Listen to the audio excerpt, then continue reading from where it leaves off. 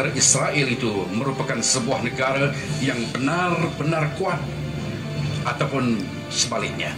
Dan kita akan memberikan analisis tentang situasi dan keadaan yang tersebut insya-Allah. Kuatkah Israel merupakan fakta yang sering bersimpang siur dalam kehidupan kita. Dan bercakap tentang Israel ini, tidak ada siapa berani yang untuk menentang sebuah negara ini. Bahkan dalam negara Islam sekalipun tidak pernah untuk membicarakan, apatah lagi untuk mencabar negara yang didirikan pada tahun 1948. Tidak tertanding sebenarnya oleh negara-negara lain di atas dunia. Bukan saja pembangunan Israel dari segi ketenteraan, bukan saja dalam bidang telekomunikasi, bukan saja dalam bidang IT, dalam bidang pertanian, malah pengangkutan, bahkan juga dalam chip-chip komputer dan sebagainya. Israel mempunyai 135 saintis pada nisbah kedudukan 10,000 rakyatnya. Dan yang berada di dalam Israel pada saat dan ketika ini lebih kurang 1,3 juta yang berada di negara Israel. Selebihnya merupakan kelompok Yahudi yang bertebaran di seluruh dunia yang angkanya lebih kurang dalam 10 juta. Saudara bayangkan 10 juta orang Yahudi yang hidup di atas dunia pada saat dan ketika ini mampu memerintah dunia. Sedangkan umat Islam yang berada di atas dunia pada saat dan ketika ini jumlah kita adalah 1,8 bilion.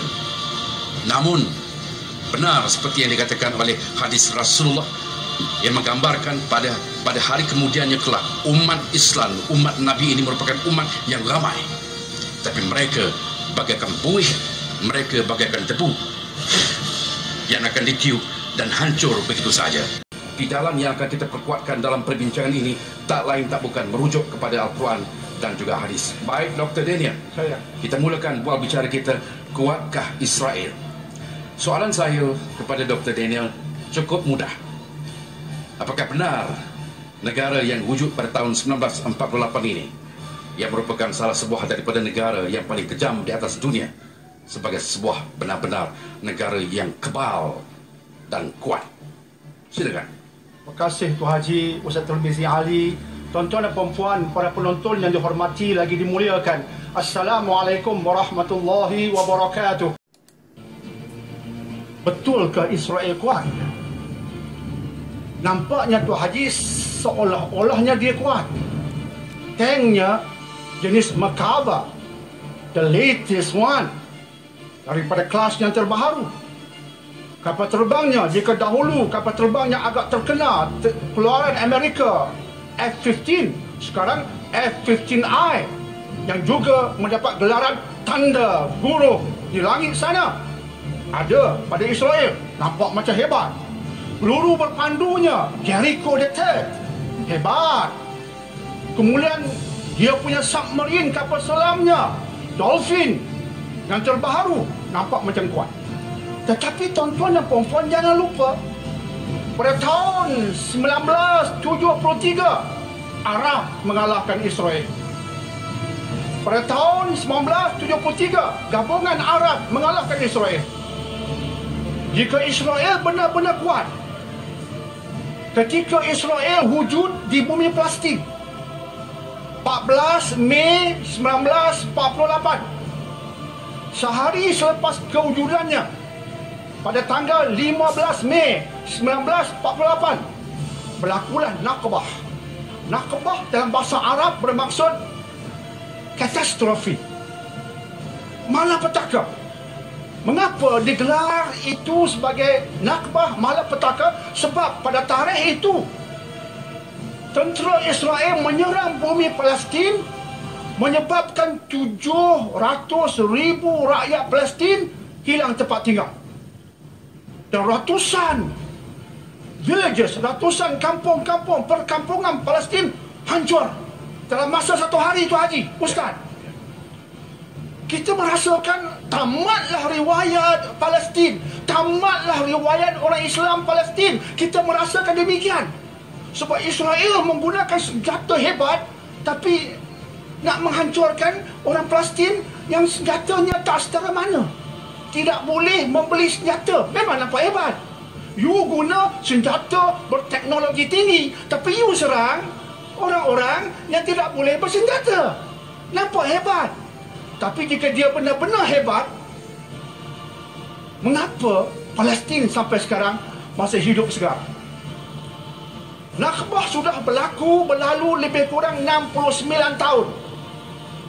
Tetapi orang Islam Palestin masih pegah berdiri. Dan bukan semakin lemah, semakin hebat. Ketika Hamas mula wujud tahun 1987, dia hanya berusaha nak dapatkan submachine gun, senjata bernama submachine gun yang agak standing dengan apa yang Israel ada, jenis Uzi. Masa itu 1987. Sekarang dia sudah ada peluru berpandu M75 yang boleh sampai ke Tel Aviv dan lebih dari itu. Itu menyebabkan Israel menggeletar. Jadi kuatkah Israel? Ya, kita tak menafikan dia ada kekuatan. Ya, betul, dia ada kekuatan. Tetapi kekuatannya itu bukan kekuatan mutlak. Dia bermula dengan satu contoh bahawa Israel ketika nak wujud pun perlukan orang lain. Maka dia bukan benar-benar kuat. Dia ada kekuatan, tapi dia bukan benar-benar kuat. Pada tahun 1917, berlaku deklarasi Balfour. Deklarasi Balfour menyatakan Israel akan diberikan tempat tinggal, akan diberikan negara di bumi Palestin dengan bantuan British.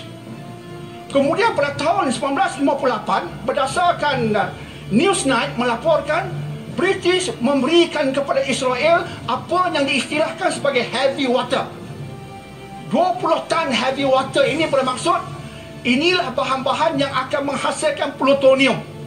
Dan jangan lupa, plutoniumlah yang menghasilkan bom atom yang menghancurkan Nagasaki.